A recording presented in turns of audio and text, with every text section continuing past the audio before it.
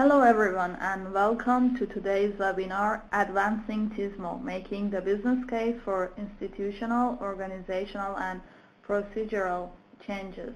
My name is Nilu Parvin Ashtiani and I will help facilitate today's webinar. So a few words about today's webinar host. This webinar is hosted by the National Operations Center of Excellence, or NOCO. So if you don't know already, we offer resources to support the transportation system management and operations community. If you'd like to stay in touch with us about major TSMO announcements or future webinars, browse through the links I have here on the screen on the left side in the useful links pod, either through our newsletter, Twitter account, YouTube channel, or just our website and our knowledge center. So let me cover a few logistics for today's webinar. This webinar is being recorded and it will be available through the NOCO website, the webinar recording and the PowerPoint presentation, the PDF version of the PowerPoint presentations. And also all the attendee phones are on listen-only mode by default. So we'd like you to stay engaged by using the question discussion pod that we have here for any comments or questions that you have. As questions come to your mind, just type them in that pod and we will read each of those questions out loud one at a time at the end of the webinar. So that's all I had for the logistics, and with that I would like to hand it over to Joe Gregory, the webinar moderator for today, to start us off with the webinar. Joe? Okay, thank you so much, Nilu. Like you said, I'm Joe Gregory. I'm with the FHWA Office of Operations in our headquarters in Washington, D.C. So I just want to kick it off and I'll turn it over to our consultant team. But thank you all for joining us today. And basically what we really want to hone in on is a publication that's going to come out on our website. It's going through the final stages right now. But just kind of give you an overview of what you can expect, but also use this as an opportunity to engage in some meaningful dialogue. So the idea here behind this guide is trying to advance transportation system management and operations, or TSMO, at a institutional and an organizational and a procedural level as well. So I'm sure as many of you practitioners may be aware of, trying to change the overall culture of an agency toward TSMO can be an investment, but just as importantly, trying to initiate change at these levels, at an organizational level, can be an investment in and of itself as well. So what we tried to do here is try to take our experience through the research that's done out of Sharp 2 in terms of how you apply the capability and maturity model, which we'll get into a little later, and just really trying to gain in some good and some best practices as to how an agency can really advance in these areas, but also, just as importantly, trying to make that business case for that level of investment. So that's basically what we want to cover here in a nutshell. And you'll see the website here where the publication will be posted, and it should be either by the end of this year or beginning of next year. And there's a few other links we can share as well. But just kind of give you a high-level overview. I want to turn it over to the consultant team. They want to make sure we lay the foundation work, but also preparing that business case, honing in on leadership as well, because their support is going to be essential. And there's multiple audiences in terms of how agencies have tailored that business case that we just want to make sure we share some best practices in that arena. And then we'll wrap it up and we'll allow some time for a Q&A. And like Neely said, any questions that may come up, feel free to type in the chat pod at any time, and then we'll make sure we get to it at the end. So with that, let me turn it over to Lisa Burgess from Kimberly Horn to start us off. Lisa? Great, thank you, Joe, and thanks to everyone for participating today. As Joe mentioned, we've got a lot of really good examples to get to on what some different approaches to developing a business case, what some different, sort of business case focus areas look like. I want to just kind of start out today with a little bit of a background, sort of on why we're focusing on, the institutional, organizational, and procedural aspects, or IOP. You're going to see that acronym a lot throughout the presentation today. But sort of what is TSMO and why the focus on operations? Many of you might be familiar with sort of this recent sort of shift toward more of an operations mindset, and many agencies today recognize that there are some unique approaches that are needed, and often a combination of strategies that are needed to effectively manage both the recurring and non-recurring congestion that impacts the transportation network. TSMO the definition here on the screen is a set of strategies that focus on operational improvements that can maintain and even restore the performance of the existing transportation system before extra capacity is needed. TSMO really acknowledges that to get the most out of the transportation system and the assets that agencies currently have, it's often a combination of different strategies that are needed, such as operational processes, partnering or collaborative arrangements, technology and some of the ITS and traffic management technology that's already out there, a lot of the staff resources, as well as project improvements. And we're going to see a range of different agency operating strategies a little bit later on in the presentation. There's a very good resource here, a citation from FHWA on the What is TSMO website. And it's a good sort of frequently asked questions resource, and I would encourage you all to take a look at that if you haven't. There's some really good Q&A type responses there. So the importance of advancing TSMO, I mean, most agencies today are already doing a lot of what we talk about when we talk about TSMO. Things such as traffic incident management, work zone management, responses to weather events or planned special events, sharing data to support traveler information. A lot of those strategies already fall under the TSMO umbrella. But what we have noticed is that many of these activities could be very corridor focused or on a specific strategy, or might fall just under one group, like a traffic management center. And sort of be carried out in a very ad hoc kind of manner, which can be a little bit vulnerable if champions retire or transition to new roles or kind of otherwise leave. A lot of the benefits that come from moving from sort of that ad hoc or champion-based to more of an institutionalized approach to operations. We can see improvements in overall reliability, overall system performance, better collaboration among partners, partner agency, lower implementation costs, and faster implementation timeframes. So these are the types of projects that can be implemented relatively quickly compared to many of the traditional capacity improvements. So why are some of these institutional, organizational, and procedural changes important to advancing TSMO? Joe mentioned the capability maturity model, and this graphic might look a little bit familiar to you if you've been a part of kind of one of those exercises. The ability to implement and affect change at the agency level is really very dependent on having a very strong and willing institutional structure and institutional support and commitment to process improvements. If you look at this graphic, the three items on the bottom are really a lot of the institutional foundations that support an operations culture and approach. The collaboration, the organization, staffing, and resources, as well as the culture. The three pillars there, business processes, systems, and technology, and the performance measures are really very process-focused.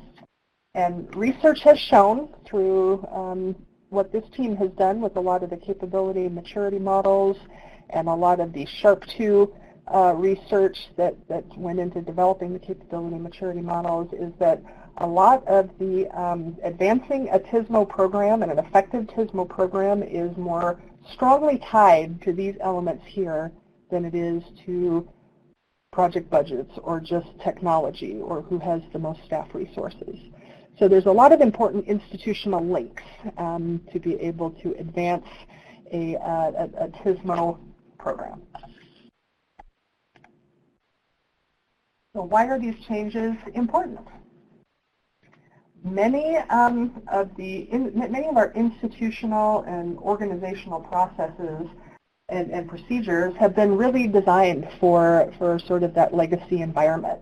You know, we often see an agency organization chart that supports sort of the traditional project and maintenance activities.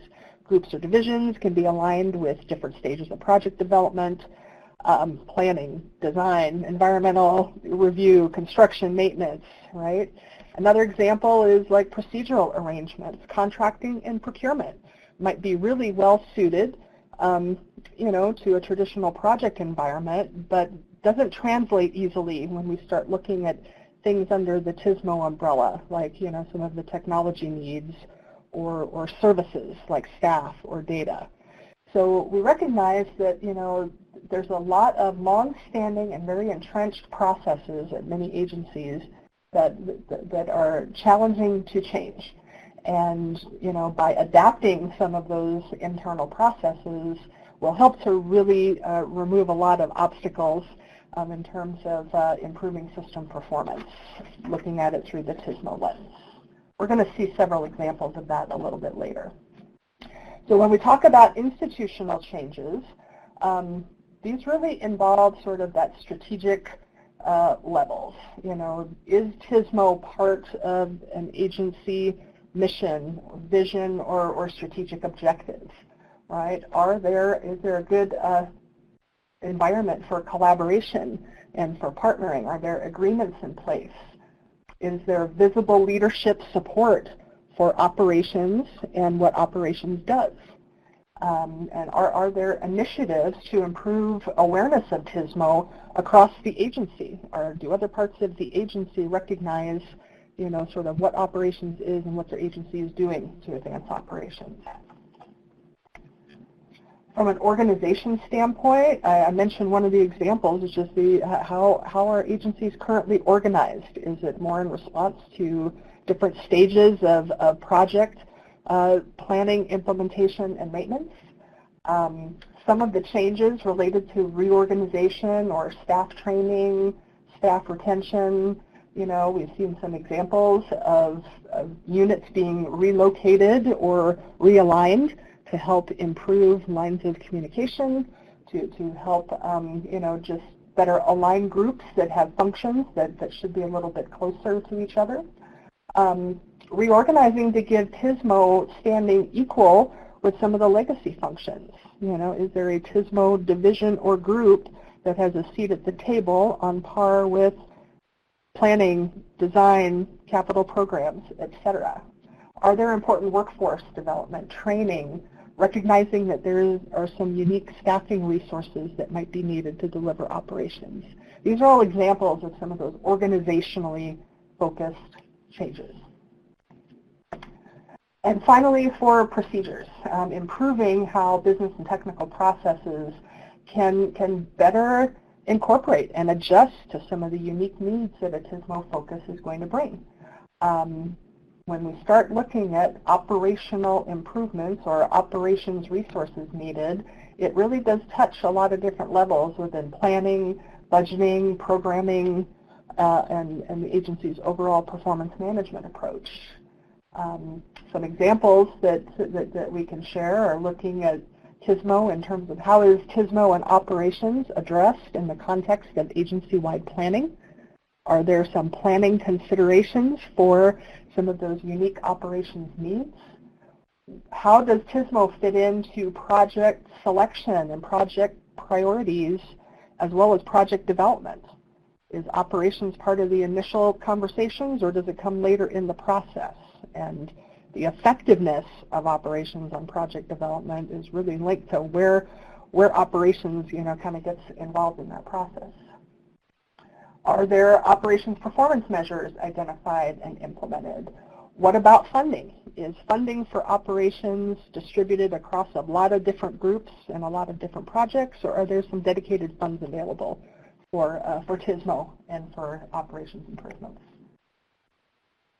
There's a whole host of reasons why we're focusing on sort of that institutional, organizational, and procedural change. Those are some big topics and some legacy processes and structures at many transportation agencies. So I think when it comes to making the business case and why should we be investing, I think we all need to recognize that, first of all, change at that level is hard and will take some time. Tend to involve and affect a large number of staff. They can be often less tangible, and we're talking about some very specific agency processes and groups. A lot of the resources are somewhat limited, so why should TSMO be prioritized if there are a lot of other competing priorities? I think it's also important for agencies to understand that, what the goal is for some of these changes. And the business case can help to sort of clearly define what that end goal looks like. So we're going to go just very briefly here and talk a little bit more about the business case and sort of what the business case is and how it can help in terms of advancing some of the operations focus areas. Business case is a well-formed argument based on compelling qualitative and anecdotal information as well as technical analyses that rationalize and justify the need for institutional, organizational, and procedural changes to advance TSMO.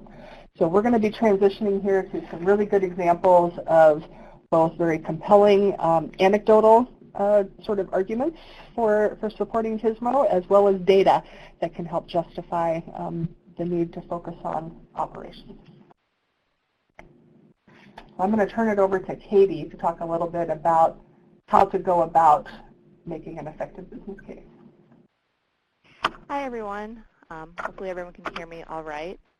So now that we have covered why to make a business case for IOP changes, we are going to shift to how to make an effective business case for IOP changes.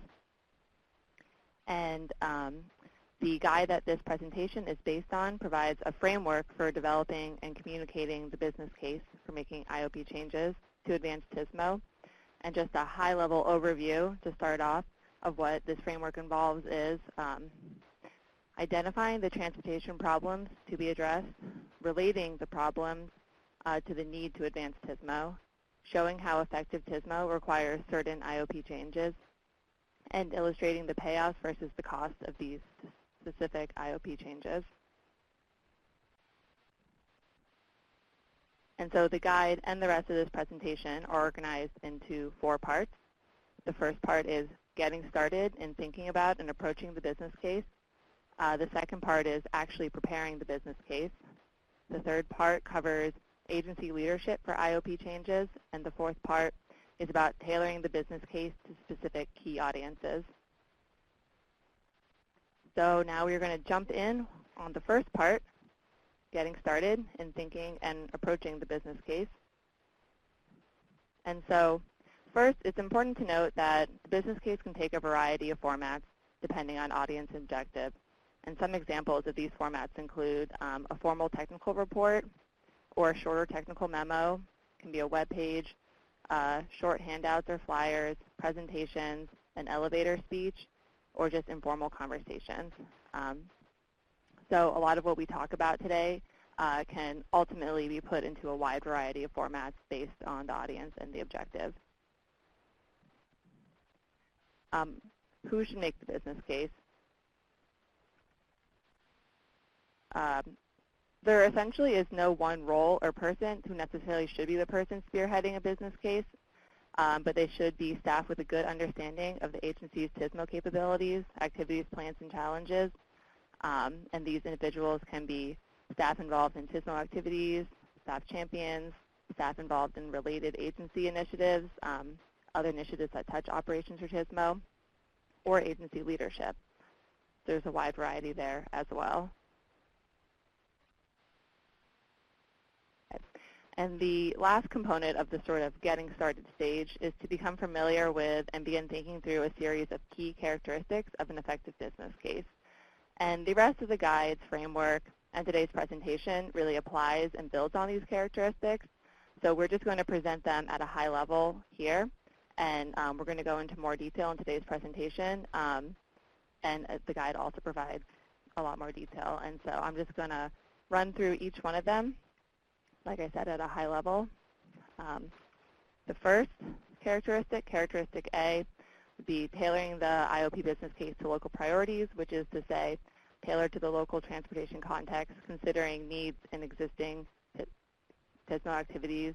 And then typical local IOP challenges may include traffic incident management responsibilities that are not well coordinated, or no clear responsibility or authority to improve TSMO. So, no plan, no clear understanding of the roles. Characteristic B is illustrating how TSMO can augment the effectiveness and benefits of all agency programs.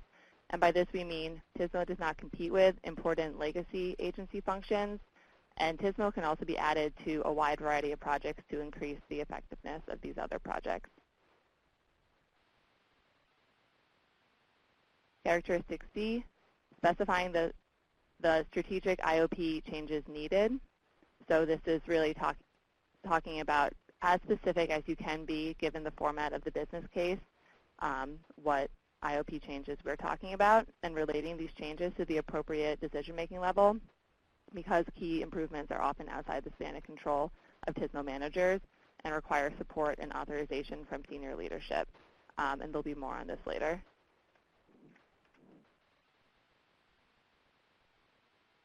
Characteristic D, identifying external and internal benefits.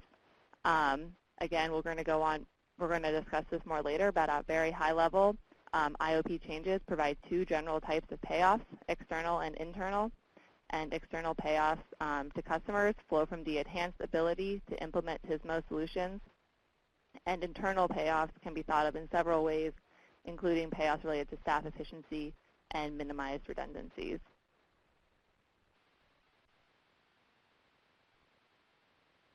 Characteristic E, describing the required levels of effort and resources. These levels of effort, resources, and costs can be described as dollar costs, level of effort, or top management initiatives. And this top management initiative speaks to a concept of leadership capital that Steve Lockwood will speak to in greater detail later. And again, there's more detail on this in the guide. Characteristic F, identifying relationships between cost, benefit, and risks. Making the business case for IOP changes is not a conventional cost-benefit exercise, and associated costs are difficult to measure or express often. For example, the benefits of IOP changes can occur across a wide range of TSMO strategies and applications, which is to say that any given IOP change can benefit many TSMO strategies and applications, and that can in turn have many benefits for customers. And then on the other side, risks are also hard to measure in a traditional way because they are associated both with the investments themselves and the risks of not doing anything. So this characteristic, I think, it really is at this point in the guide because it is important that the business case helps its audience understand this, so it's important to start thinking about it from the beginning. And the last one, characteristic G, targeting the IOP business case specific audiences. Again, we cover this in greater detail at the end of today's presentation, but just as an introduction, key audiences for the TSMO business case may include agency TSMO staff, other agency units, top management within the agency, elected officials, local transportation partners, and the general public. And now I'm going to turn it over to Erin Flanagan, who is going to get into the next part of the framework. Thank you, Katie. This is Erin Flanagan, and I will be going through part 2 of the guide, which is preparing the actual business case. So there are several topics or sections that the business case preparer should consider in developing a business case. Each section need not be onerous or lengthy. The length and the level of detail and the exact content will vary depending on each agency's unique context. There are 7 key sections of developing a business case. But most importantly, and as Lisa stated earlier, the business case is a structured process, oftentimes a document that advocates for the IOP changes. It needs to contain the well-formed arguments with compelling qualitative information, compelling anecdotal information, and technical analysis, supported by positive payoffs from the system's improvement perspective, in reality positioning the agency for a win-win. We've captured these in 7 sections that are part of what an IOP business case is. Section 1 describes the current system and TSMO activities as a baseline for change. This section allows the audience to fully understand the jurisdiction's challenges and to understand how responding to these challenges requires improvements to the overall TSMO approach through those ever-important IOP changes. You can refer to the progress made with the agency's TSMO activities to date and what is needed to continue to improve on operations within the agency.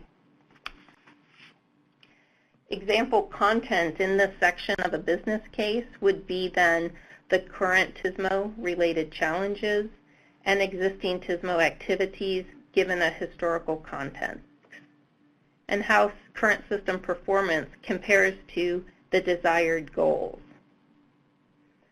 This section then presents how TSMO can complement major capacity additions for the agencies. Section 2 should make the persuasive argument as to why IOP changes to support TSMO are needed and describes the relationship between the current challenges and that desired outcome. Example content of Section 2 include the constraints of legacy IOP arrangements to advancing TSMO strategies. Oftentimes in the CMM self-assessments, we heard that agencies plateau. Within the business case, then, we want to present those IOP activities that can prevent that plateauing and advance operations for the agency. The guide provides several case studies, one of which is from the Colorado DOT. Beginning in 2013, the Colorado DOT made several important IOP changes that advanced TSMO for the agency. They created a TSMO division on par with legacy divisions in the agency and established a TSMO evaluation, which required all projects with design scoping review to complete a TSMO evaluation that consists of safety, operations, and ITS analysis as part of their scoping process. And this case study is presented in the guidebook. Section 3 of a business case would then document the specific proposed IOP actions. Common actions to improve IOP changes for TSMO are presented from collective CMM experience. We present these in the guide. In the guide, there is a table where we present actions that came about time and time again as part of the self-assessments And these actions were oftentimes in the business processes dimension for those folks that have participated in a self-assessment. And they are common to IOP actions needed to advance TSMO within an agency. Section 4 of 7 in your business case or in the business case document. The purpose of this section is to identify and document the benefits and the payoffs that may be expected as TSMO activities move from an ad hoc approach to more of a mainstreamed program. There are a wide range of direct positive impacts from IOP changes anticipated on areas such as an agency's efficiency or enhancements to all projects from the inclusion of TSMO, increased investment options and better cost efficiencies, as well as important agency partnerships that are enhanced through IOP changes in TSMO. Indirect benefits from IOP changes include benefits from improved TSMO applications they support, such as safety, mobility, and reliability benefits. Example content in Section 4 of a business case might be tailored examples of internal and external payoffs from pilot programs to peer experiences, and a recognition of which payoffs and benefits are quantifiable versus descriptive. In the guidebook, we present a table that provides the potential capability improvements and the expected payoffs, as shown here for processes, organization, and institutional.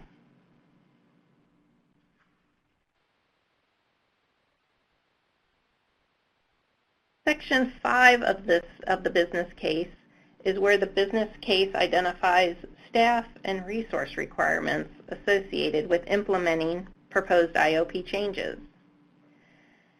This section describes quantifiable costs where specific initiatives or projects can be distinctly identified, as well as non-quantifiable costs and the related resource requirements.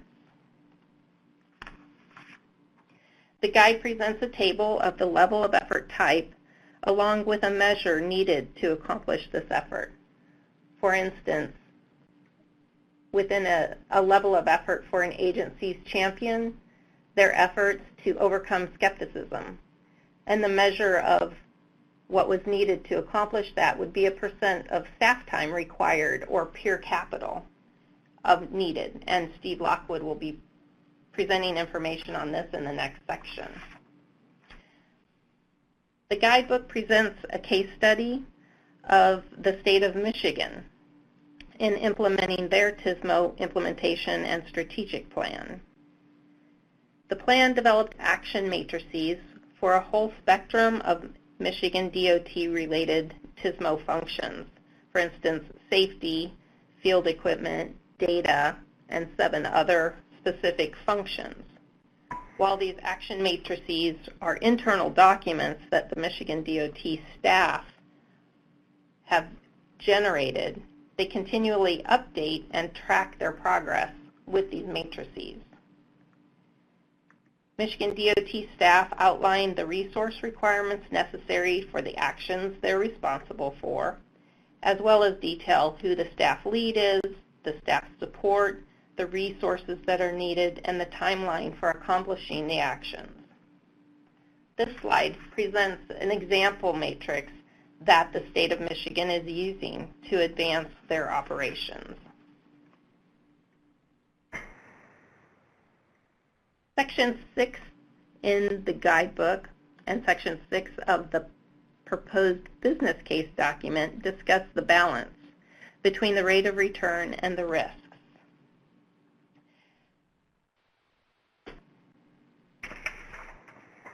Example contents for this section builds on earlier work. It contrasts between the potential broad ranges of the benefits and the payoffs as described in Section 4 of the business case document, along with the potential levels of efforts or the costs that were detailed in Section 5. It's important to acknowledge that many of the payoffs are anecdotal in nature without hard cost values and returns on investments. It's important in this section to discuss the risks and the opportunity costs associated with the choice to not mainstream TSMO. And finally, in Section 7, the purpose of Section 7 is to identify the responsibilities for IOP changes needed to advance TSMO in order to understand what management and leadership efforts are needed.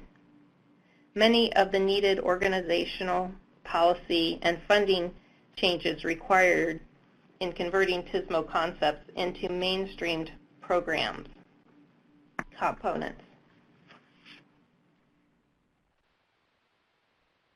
Examples of content in Section 7 include focusing on the roles and responsibilities for key IOP improvement actions and identifying sponsors and management to shepherd these actions. Also, identifying critical changes requiring support and authorization. And this leads nicely into Part 3 of the guide on leadership that Steve Lockwood is going to be presenting on. Steve?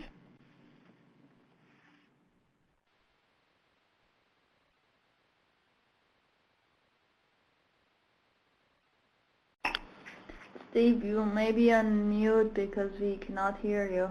I'm going to talk about the importance of leadership as an important audience for the business case. Because certain kinds of IOP changes, as you've been hearing, often require the authorization or the support of CEOs, secretaries, chief engineers, other senior managers and leaders to implement. And therefore, in making the business case, it's important to relate the content of the business case to the kinds of concerns that top managers have. And there's, of course, a sidebar problem to this, which is some CEOs come into their position from outside DOTs, and they may not really have much of a technical background about what TSMO is, and therefore it's really important that the business case clarify for leadership the roles that they really need to play in improving TSMO. And so we're talking about how can you tailor the business case in terms that are sensitive to the typical leadership concerns and their specific leadership control.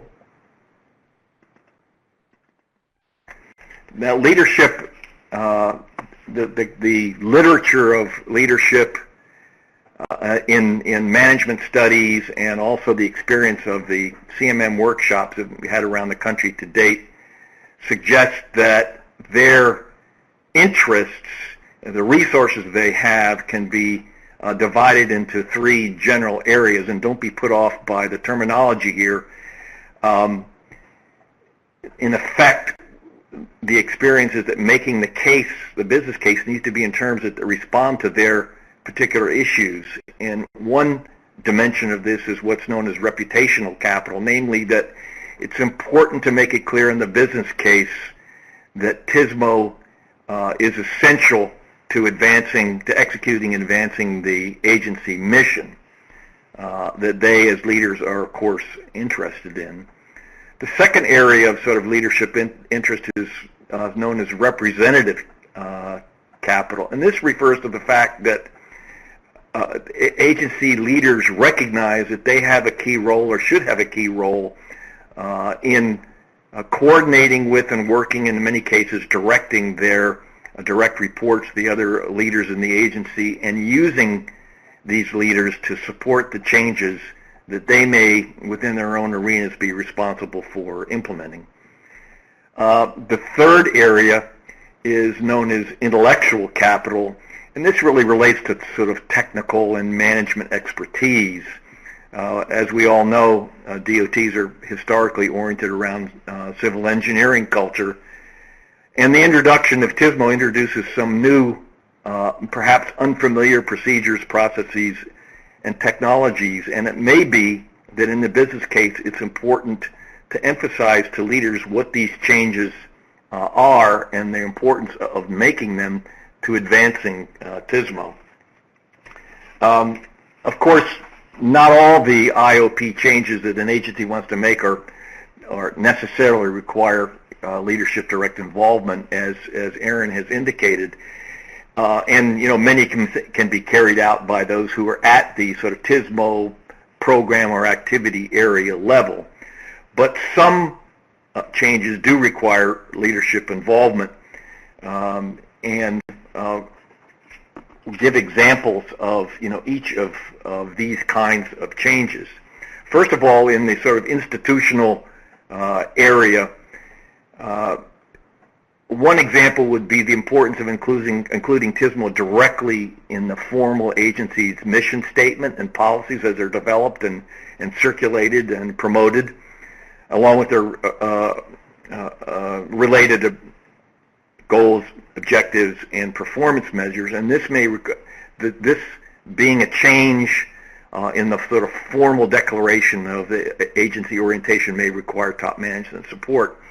Secondly, some of the changes that have been talked about already simply require, in terms of authority, top management to work with their direct reports to bring these changes about. The third area relates to collaboration, because improved TSMO effectiveness often requires that DOT partners, law enforcement and emergency response are the obvious examples. In some cases, it's really important to have a leader-to-leader relationship, not just middle manager to middle manager, if the department is trying to influence their partners to align more closely with the DOT's objectives. The second area, of course, is organizational changes, and again, as we've discussed, in many cases, the staffing and reporting relationships and the reduction of stovepipe may be an important part of improving agency effectiveness for TSMO, and some of these kinds of changes obviously may require top management support. In many cases, the initiative may necessarily have to be taken by top management, where roles and responsibilities are going to be adjusted.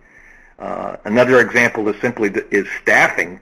Some cases, improving a TSMO program may depend on the need for more staff in the TSMO area, and this may involve reallocating staffing across the agencies, across divisions. And again, this is something where leadership involvement may be necessary to bring that about. And the third area, which we find, is in some cases it's important to move the program ahead that leadership designate somebody in the agency as a sort of official champion of TSMO. Sometimes this happens sort of on its own from the bottom up, but in many cases, if the agency is going to depend on a middle manager to work across divisions and units, horizontally as well as vertically, that having a sort of a mandate, if you will, directly from the leader can make a big difference. The third area relates to procedural changes.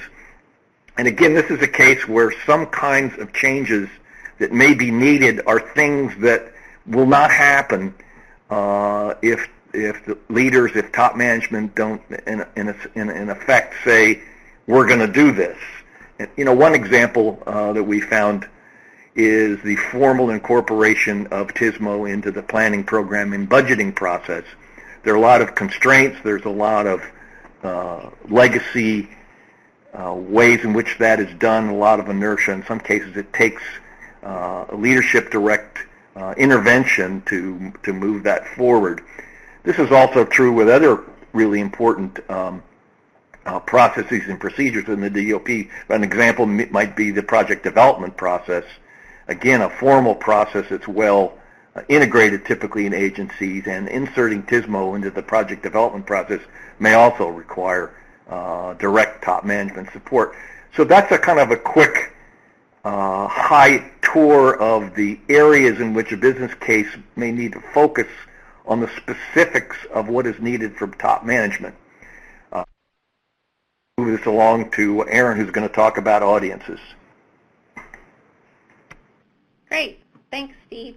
And this brings us to the fourth and final part in the guidebook, which again will be posted on FHWA's Office of Operations website, hopefully very, very soon, by the end of the year or after the first of the year.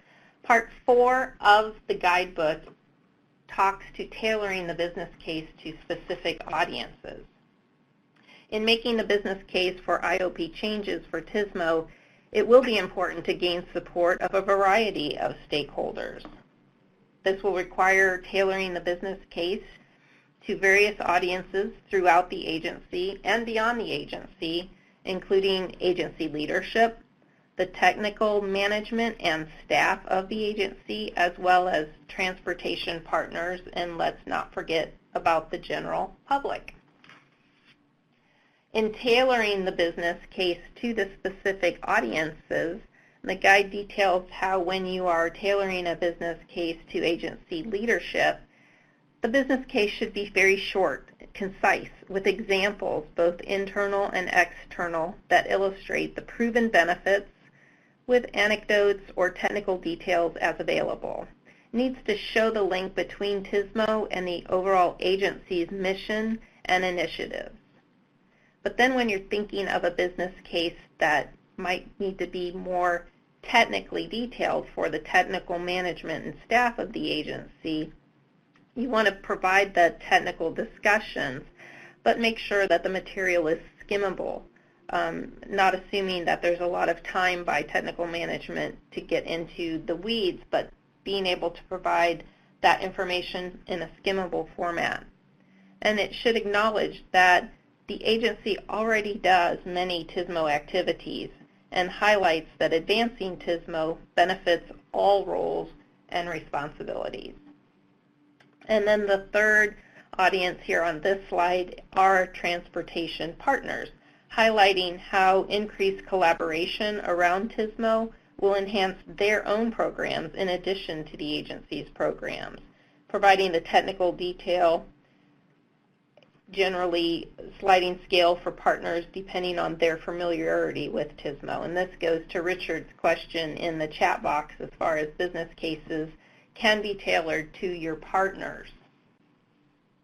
And then for the general public, the guide details how for a general public presentation, again, you'd want a very concise, ideally one-page document that avoids acronyms or jargon and does a good job of employing graphics and narratives, and to discuss TSMO in terms of services, for instance, traveler information, or outcomes such as improved traffic conditions or reliability, rather than highlighting the acronym of TSMO.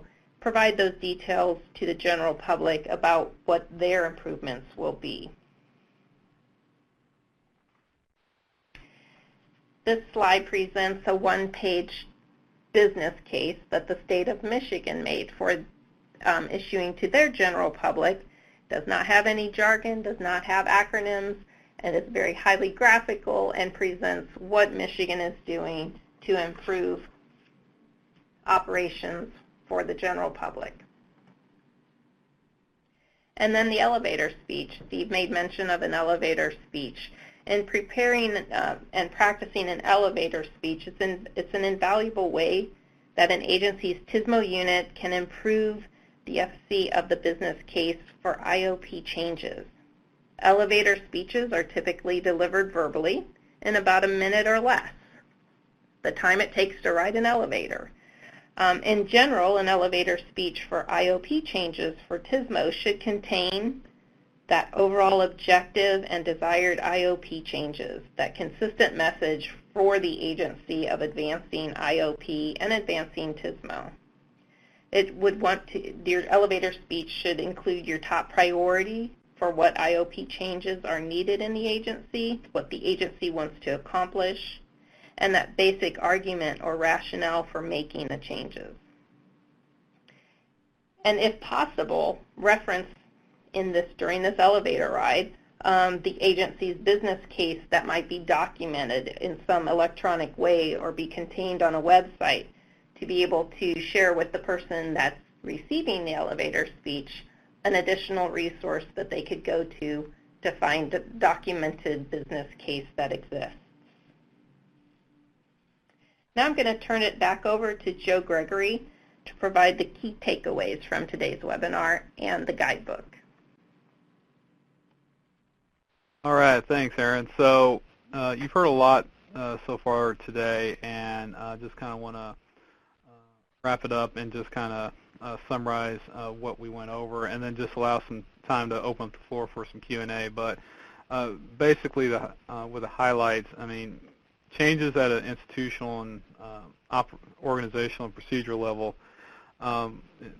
those are critical in order to advance TSMO programs and efforts. And they can be very difficult because they require a good amount of investment, not just a change in culture, but just a change in just the day-to-day practices as well. So as a result, the business case would be needed to various stakeholders that were mentioned before. So, and then you have you know, the series of characteristics that we went over about what should be considered in developing an effective business case, the sections as well, and then just making sure that that's tailored to a specific audience. So that's kind of wrapping it up right there. And then I just want to, we have a little over half hour left, a lot in time, but I'll go ahead and open this up for questions from the audience.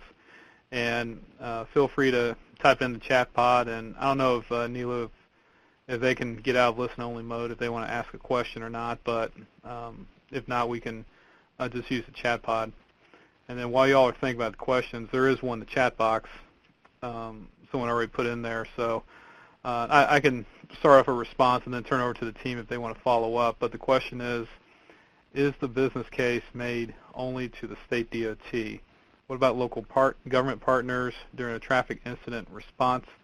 Public safety is likely to be the lead. So the short answer is it goes beyond the state DOT. It does include local government partners as well, such as a city or county DOT and MPO, and then also non-DOT agencies like law enforcement. Those that group can be a key partner in advancing an organization's TSMO efforts. So to your point, yeah, during a traffic incident, the public safety sector would typically take the lead, but with let's say enhanced collaboration and certain agreements in place, there can be potential training opportunities for first responders in terms of maintaining the flow of traffic, and then just a good protocol in place for alerts and procedures and whatnot, just to make sure you minimize the impact to the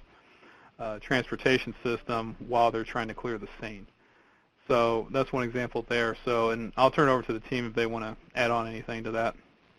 Joe, and this is Erin, and I can add on, based on experience with some locations developing their business case, and specific to the question about how much to bring in local government partners.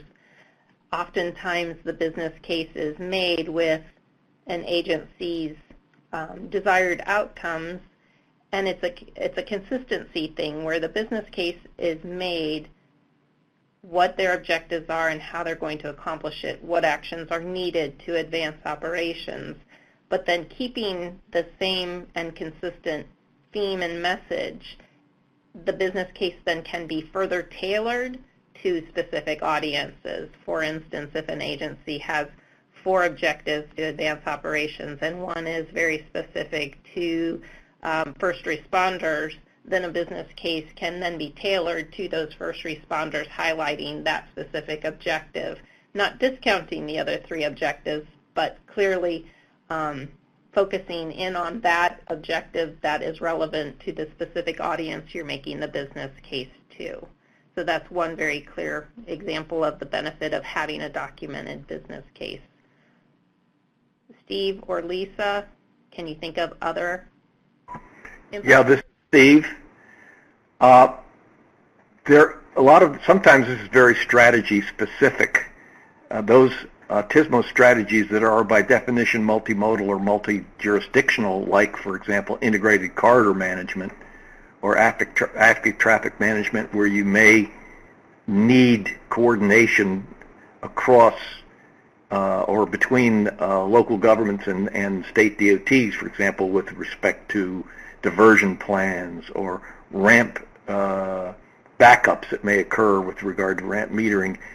A lot of the entities that are undertaking those are finding that formal contract-like agreements, even beyond memorandums of understanding, are necessary, and that's a really good example where everybody has to agree, everybody has to buy in to the institutional and the organizational procedural agreements on a consensus basis to make those strategies work.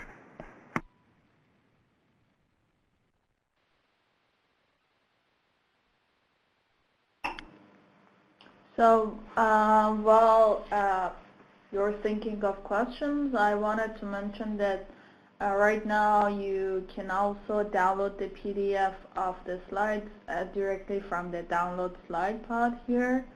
So I had a question myself.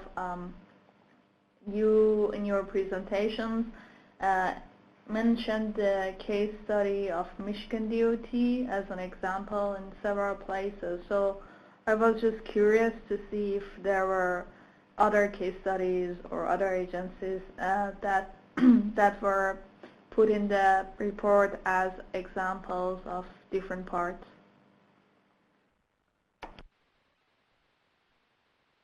I can turn it over to the team for this one. Okay. Yes, we've tried to include as many case studies as possible in the guidebook, and there are several case studies, including Colorado DOT, which was mentioned in the slide deck, but there is a more thorough case study on the activities that Colorado DOT in the leadership capital section, as well as the earlier section. And throughout the guidebook, we've tried to have call-out boxes that highlight activities, and those include activities in Florida, in Texas, and several other places. So yes, the guidebook does try to capture a lot of case studies, best we could, throughout the nation. Great, thanks.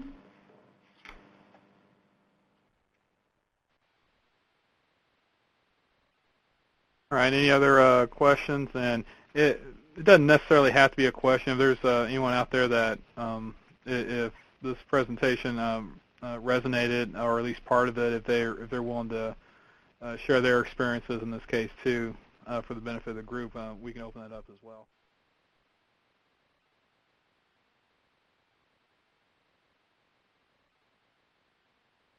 See some folks typing, so we'll give them a minute.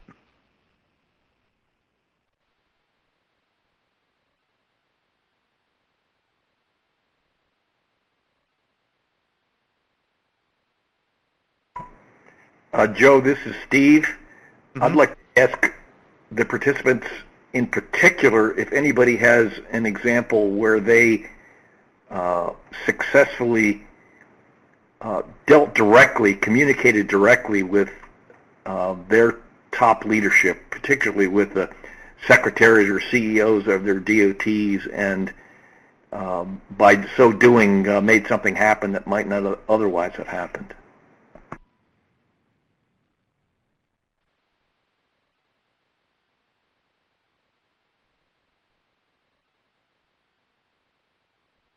One other thing about that, I'll add one note in that, we talk about various audiences. If there's also examples of, other key stakeholders or partners, any success stories there, we're open to it, because making the business case, it applies vertically to leadership, horizontally to other units such as the planners, the maintenance folks, construction folks, whatnot, and also external partners too. So definitely open the floor to that.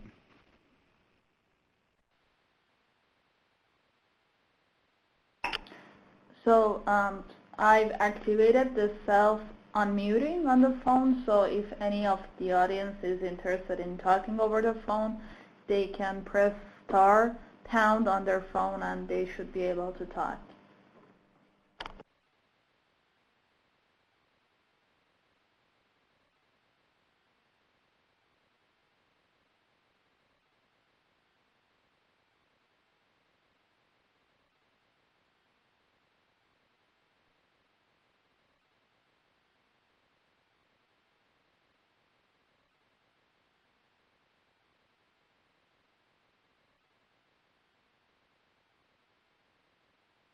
Okay, not saying anything, so just want to remind you, as we said earlier, the document should be published on our website either by the end of this year or early next year. So, and if this webinar is being recorded, it'd be worth going back and checking out once that document is up online. So, I don't know, I'll turn it over to Nilu if she has any other things she wants to add. No, Joe, I appreciate all of you moderating and all the panelists and presenters talk today. It was helpful information for me. Hopefully it was the same for everyone else. So look forward to this presentation, the PDF and also the recording on our website. And once the actual document is available, we'll also add that to the webinar webpage, so you have all that together, and hopefully you can use it that way. And that's all for today. Thanks for joining us, and have a great rest of your day.